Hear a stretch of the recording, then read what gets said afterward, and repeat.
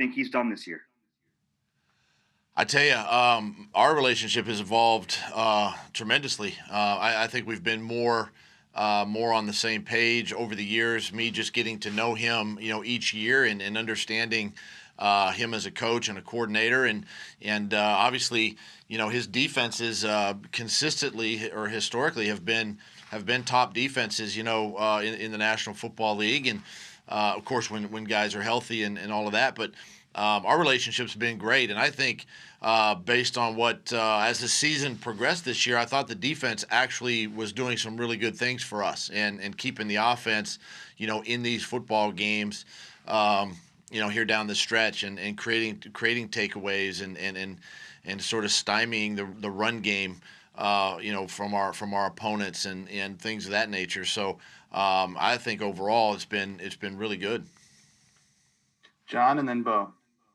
Hey, Doug, Happy New Year. I just wanted to get your thoughts on Alex Smith and what he meant to you, obviously, in Kansas City.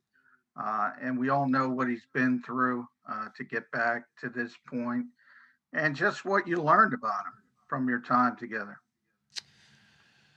I'll tell you something. I really got a lot of respect for Alex Smith and for him and his family and just again the way he has come back from this adversity in his career with the injury and putting him in a position to play this season and potentially start this game Sunday night. I my hat goes off to him. It doesn't surprise me that he's been in this position because our time in Kansas City for 3 years, just watching him work and the work ethic that he has for himself. Number one, to be the best player that he can be, but also within the team and how he can elevate and make things run smoothly, with his offenses. But he's a guy that really knows how to run the system, and he's not going to put the ball in harm's way. He takes care of the football. He utilizes everybody on offense, quite frankly, and that's been one of his strengths, and that's why his win percentage is so good. But I think the key is just he takes care of the football, number one, and he's done that his whole career. And I would say that there's probably been a lot of things said and piled up upon him over his career that he can't do this, he can't do that. But bottom line, he's a proven winner in this league at quarterback, and that's what you're measured by. And I've got a lot of respect for him. Bo and then Rob. Hey, Doug, similar to the question about Jim Schwartz, how has your relationship with Howie evolved over the last 5 years? Probably a little bit better. I of course I have more history with Howie, having been here before and getting to know him and his family as well, and then coming back in 2016, and right away being on the same page with the team and just the collaborative effort and communicative talks that we've had. It's been good, and we continue to even through this pandemic, when we're out of the building or having to do things virtually, still maintaining that relationship and growing that relationship. And I think it's so important that a head coach GM combination can be on the same page in a lot of things. It's not necessarily we have to agree on a lot of things, but we walk out of the room convinced that the decisions we make are the right decisions we make for the football team, and that's been I think the thing that's with he and I has been the best thing moving in the last 5 years. Go ahead, Rob, and then Tim.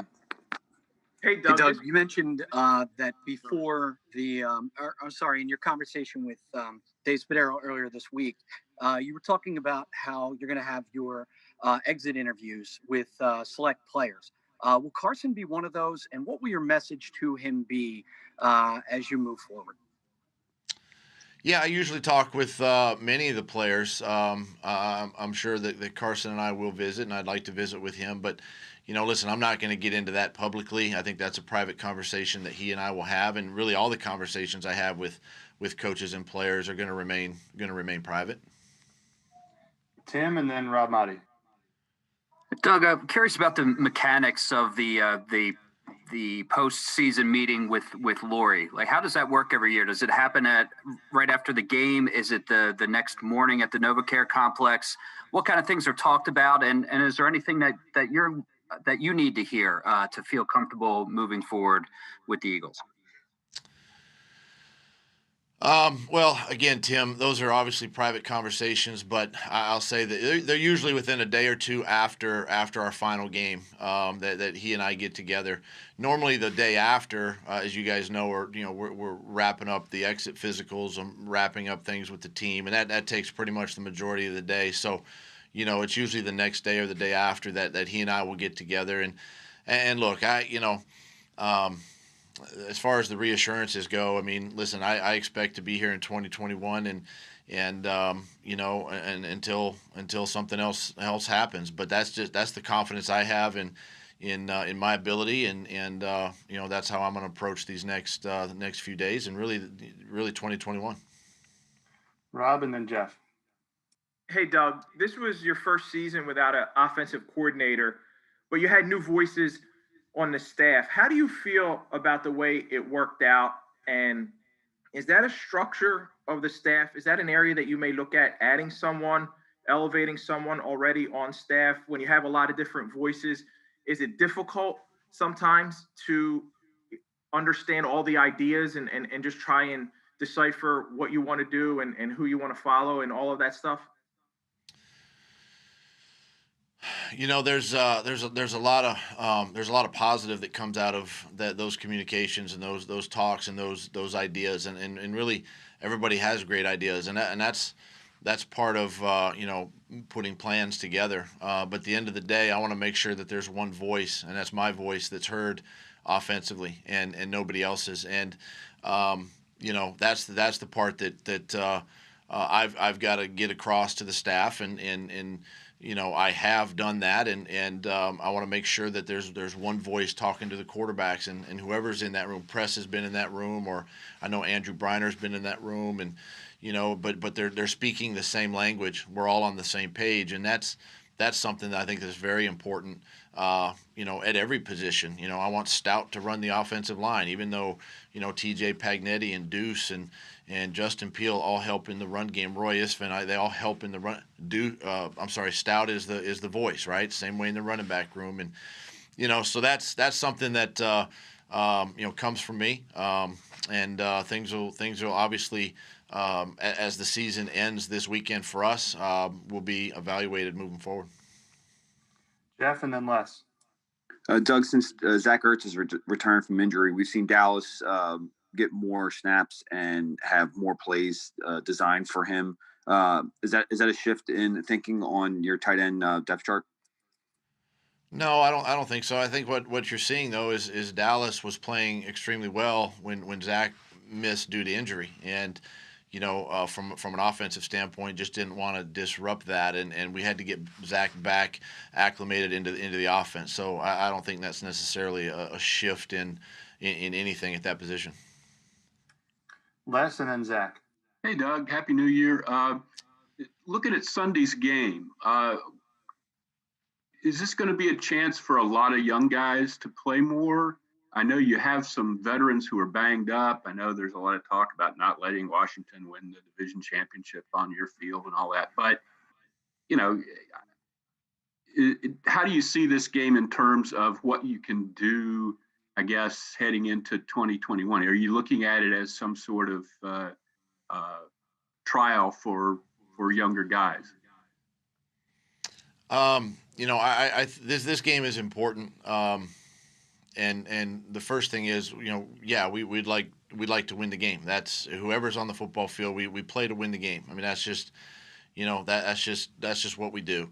When there's injury, it's always the next man up. And if that's one of the young players, then it's a great opportunity for him to take the field and show what he can do. And everybody's being evaluated, obviously, and we are in a position where we're a little banged up this time of year, and so there's going to be probably some more of the younger guys playing in this football game. But don't get me wrong, you still want to go be competitive, and you still want to try to win the football game. That's without saying. But if these young guys get a chance to play, then yeah, it's an evaluation as well for them moving forward. And also, real quickly, the Jalen Mills situation, is it a matter of him being in contact with someone who tested positive, or is he tested positive himself? Well, by rule, again, I'm not allowed to actually comment on the COVID part of it. He does, obviously he's on the list, so that's all I can really say about that. Okay. Go ahead, Zach, and then Kristen. Hey, good morning, Doug. Happy New Year. It was last week you were asked if 4 games is enough of a sample size for Jalen Hurts. Obviously, this being the last piece of that sample, what's left for him to prove, to show you whether he can be a viable starting quarterback in this league? Well, I think there's definitely some good that's come out of these last few starts. Number one of the things you got to look at too is how does he respond? Of course, we beat New Orleans, and then we go on the road to Arizona and Dallas, and we come up short in both of those games, and there's some good things there, but at the same time, I want to see how he responds, right, to that adversity, and how well can from the quarterback, can they elevate the guys around him to play well, with him. That's all part of the process, and it's just another opportunity this week for him to go play, and listen, there'll be enough time to evaluate the future as we move into the offseason. Kristen, and then Ed Venkin. To kind of follow up on that point, though, Doug, how do you feel like Jalen has reacted this week in a situation where you guys are playing for strictly pride, essentially, this Sunday? He's responded well. I mean, this guy's a competitor. He's obviously disappointed in the last couple of weeks, and he wants to get back out there and correct mistakes. He wants to, try to erase losing and all of that. So he's really responded well, and he continues to lead the team, in the role that he's in. We'll wrap it up with Ed, Martin, and then Ed. Hi, Doug. Happy New Year. Following up from before, is there really a lot of talk about getting a chance to spoil things for Washington, or is this much more about you guys finishing strong and worry about playing the kind of football game you want to play on Sunday? Yeah, I don't necessarily use spoiler as motivation. I use the fact that we got another opportunity to go out and showcase, our talents and try to put together a 4-quarter game and try to win a game, right? I mean, that's the motivation, move, and it's a division opponent, right? So, and that's been our focus. We've game planned, we've practiced this week that way, and I fully expect these, my team to come out and play hard and play aggressive, and we understand that it's for them, if they win, obviously they're in, and so we know those ramifications too. We've been on that side of it, so we understand that. But by no means do I use spoiler as motivation for any football game. Martin. Hey, Doug. Happy New Year. How is sitting for the last 4, these 4 games, how has that helped Carson, and what does he need to do during the offseason to have a chance to win his job back? I think these last 4 games have really allowed Carson to just kind of take a step back and just evaluate and just see and work on some things that we've helped him with, and things that we can continue to help him with as we move forward, and that's probably been the biggest thing that's come out of these last couple of weeks, and you got to understand. Listen, I've got a ton of confidence in Carson Wentz, and always have, and we continue. Our off season is going to be geared toward getting things fixed as quarterbacks, and obviously as a team, and that falls on my shoulders. So. That's going to be our motivation, moving into this offseason. Go ahead, Ed. Hi, Doug. When you talk about getting things fixed, I mean, what's at the top of that priority list to fix? Is it the quarterback situation or Carson, or what is it exactly?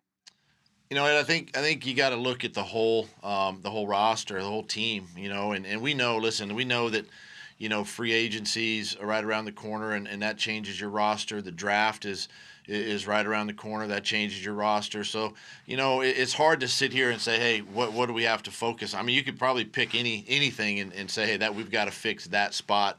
You know, we've had a ton of injury this year. We got to get healthy. I think that's the biggest thing and the number one thing. Let's get healthy. I'm hoping to have an off-season program this year where we can get our guys back out on the football field, you know, and really work. And I think that's where you lay the foundation, you know, moving into next season. So it's hard to pinpoint exactly one spot. We do know that we're going to continue to work with our quarterbacks. We're going to get them all, you know, we're going to get them all right and all headed in the right direction. And we do that, then everybody you know, follows suit. So that's going to be our motivation moving forward. Thanks, Coach. Thanks, everybody. Thanks, guys.